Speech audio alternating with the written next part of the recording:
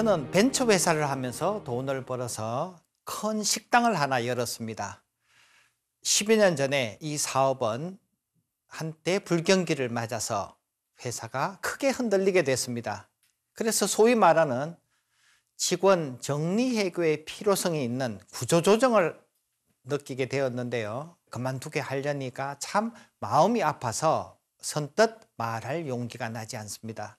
그런데 이분들을 몇 개월간 계속 회사는 어렵지만 유지하면서 끌고 가다 보니 회사가 너무 어려워져서 어쩌면은 이러다가 다 함께 망하는 게 아닌가, 다시 큰 걱정이 생겼습니다.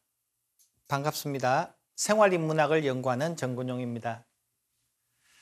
여러분, 생활하다 보면 이러지도 못하고 저러지도 못하고 좀 못됐게 하자니 이것은 사람의 도리가 아닌 것 같고, 또 그렇다고 해서 그냥 넘어가자고 하니 더 큰 환란이 닥칠 것 같은 그런 일들 마주해 보신 적은 없으십니까? 자, 오늘의 강의 주제, 못된 마음도 필요한가요? 입니다.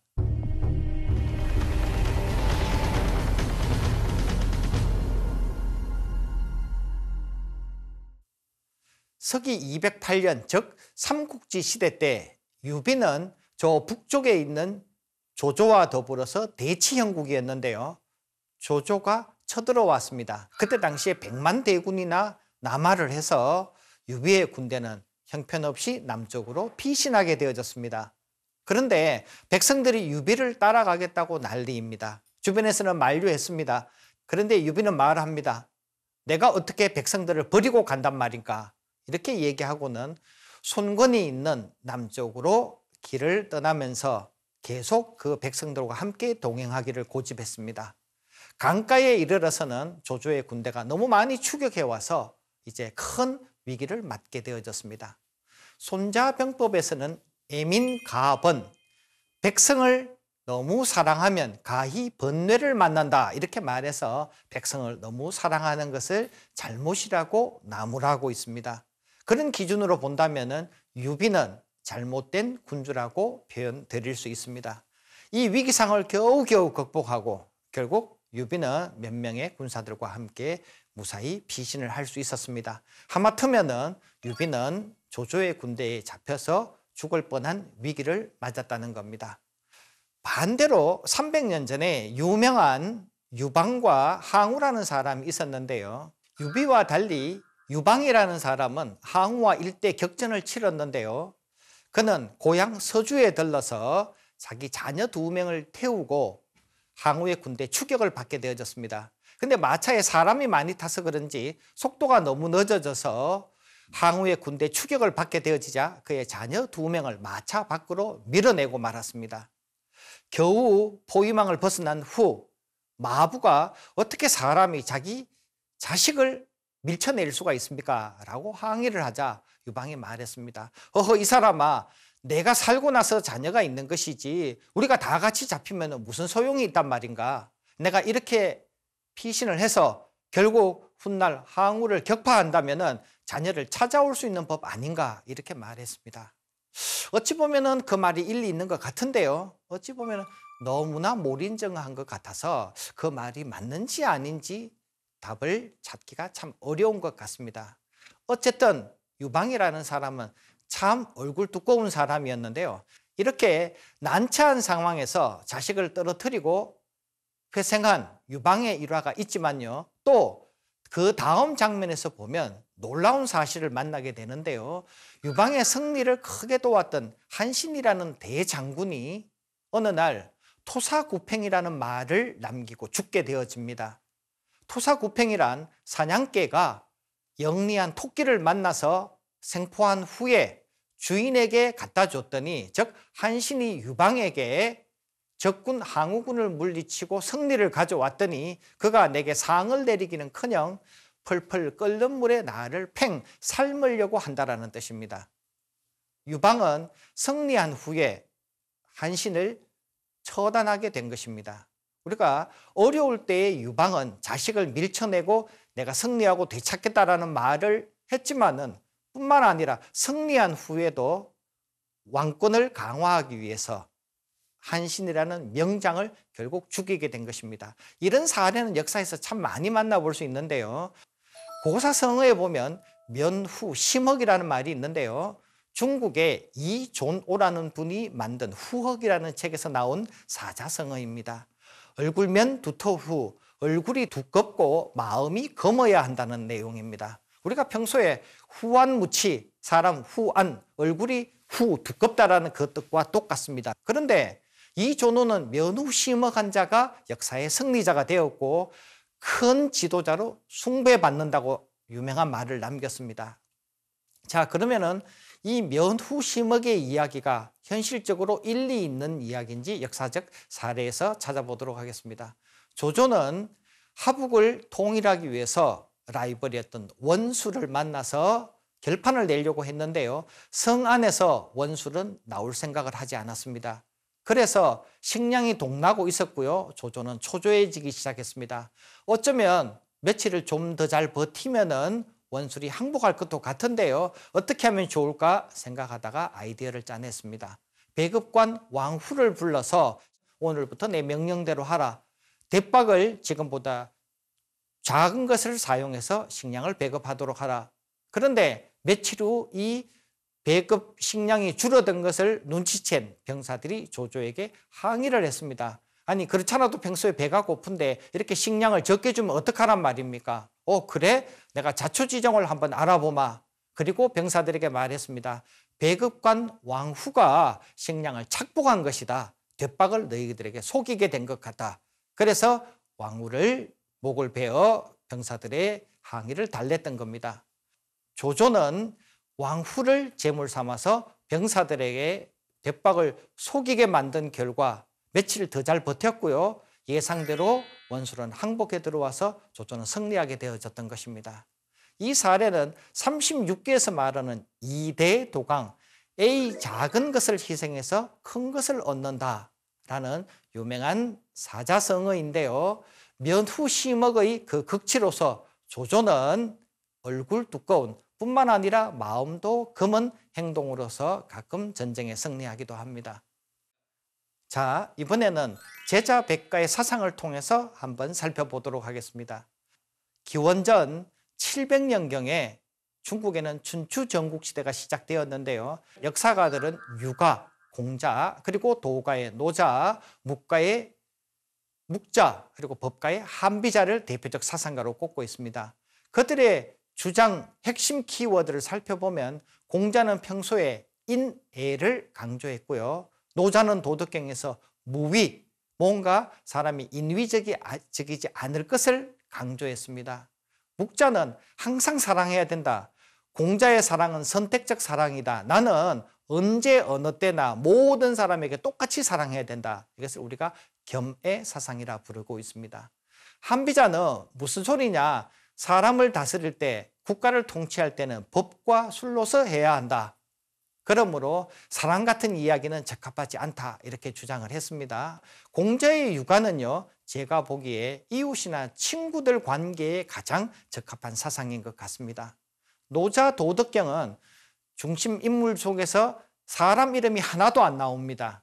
왜냐하면 노자 도덕경은 내면의 수양을 위한 책으로서 적합하기 때문입니다. 그러므로 노자 도덕경은 이웃과 상관없이 내 마음에 여러분들이 참선을 하신다면 필요한 내용이 되겠습니다.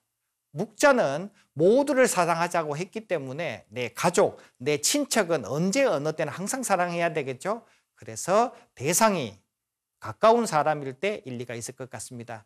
반면에 법가는 기업과 조직에 매우 유용한 사상이 되겠습니다. 앞서 배우신 면후심흑 같은 내용의 대상은 바로 기업과 조직이 된다는 뜻입니다. 그러므로 여러분들이 어느 사상이 더 우열관계로 비교해서 배울 것이 아니라 그 상황에 따라서 맞는 학설을 내어놓았다 보시면 되겠습니다. 그러므로 우리가 생활 속에서 생활인문학으로서는 이웃 친구 관계, 개인의 수양, 가족, 친척, 그리고 기업 조직에서 적절한 그 사상가의 내용을 적용한다면 우리가 큰 성과를 낼 수 있다고 말씀드릴 수 있겠습니다.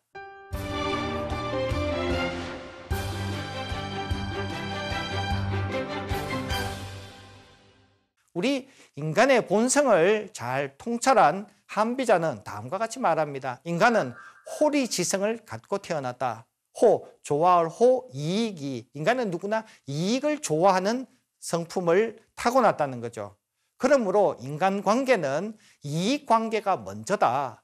부자 관계도 아버지 돌아가시면 유산 생길까 관심 갖는 게 인간이다. 이렇게 참 매정하게 표현하고 있습니다. 뿐만 아니라 인간관계는 불신이 필요하다고 합니다. 그러면서 인간은 결국 실패하는 이유가 믿음에서 생긴다는 거죠. 우리도 주변에 누군가를 믿어서 돈 떼이게 되는 일이 많죠. 사람을 믿는 게 믿는 도끼 발등 찍힌다라는 것과 맥을 같이 하고 있습니다. 한비자 철학의 핵심은 리더의 지존을 얘기하면서 사람들이 면후 심억도 좋지만 얼굴이 두껍기가 결국은 성장, 성벽의 이 두께만큼 담장처럼 두꺼워져야 된다.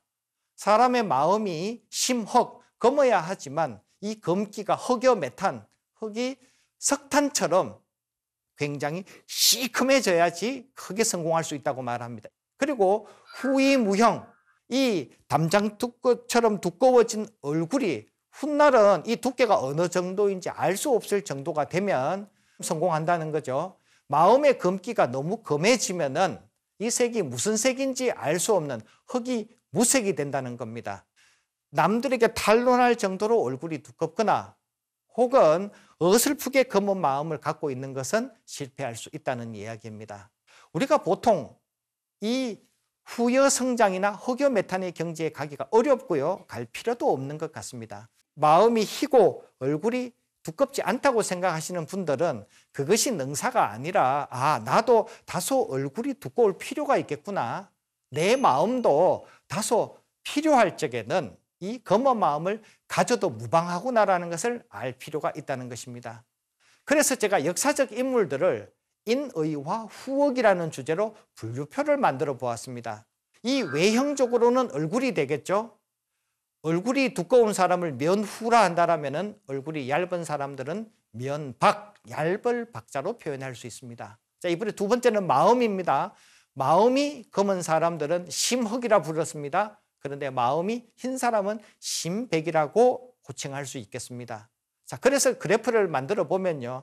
얼굴이 얇고 마음이 흰 사람, 역사적으로 찾아보면 송양공 같은 인물이 있습니다.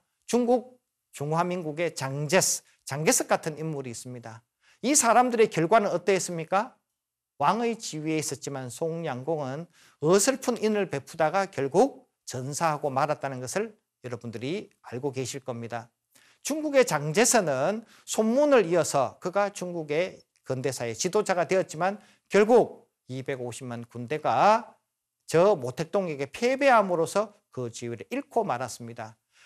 역사적으로 얼굴이 얇고 마음이 흰 사람이 크게 성공하거나 오랫동안 국가를 유지한 경우는 거의 없습니다.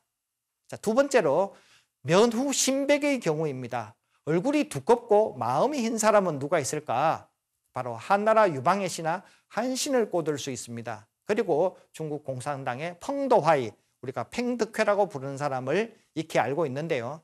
팽덕회는 중국 근대사의 유명한 장수인데요. 그가 루산에서 모택동이 내가 잘못한 게 있으면 비판을 해달라. 내가 그것을 기꺼이 받아들이겠다 얘기했습니다. 그 말을 믿고서 모택동을 비판했다가 결국 그는 이슬로 사라지게 되었던 겁니다. 얼굴이 두터운 사람들은 결국 시간이 흘러 성공하는 경우는 많은데요. 역시 그 지위를 보존하지 못하고 마지막 비참한 최후를 맞이한다는 것은 역사적 사실로 많은 인물을 만나볼 수 있습니다. 세 번째로 얼굴이 얇고 마음이 검은 사람입니다. 대표적으로 초나라 항우가 있고 중국의 장칭이 있겠는데요. 초나라 항우는 마음은 검어서 전투 그의 국가를 다스리면은 부족함이 없었지만 28번 싸워서 이기고 29번째 유방의 군대에게 패하고 말았습니다. 이런 사람들도 얼굴이 검어서 성공을 했지만 얼굴이 얇아서 곧바로 실패로 직결되는 것을 우리가 알 수 있습니다.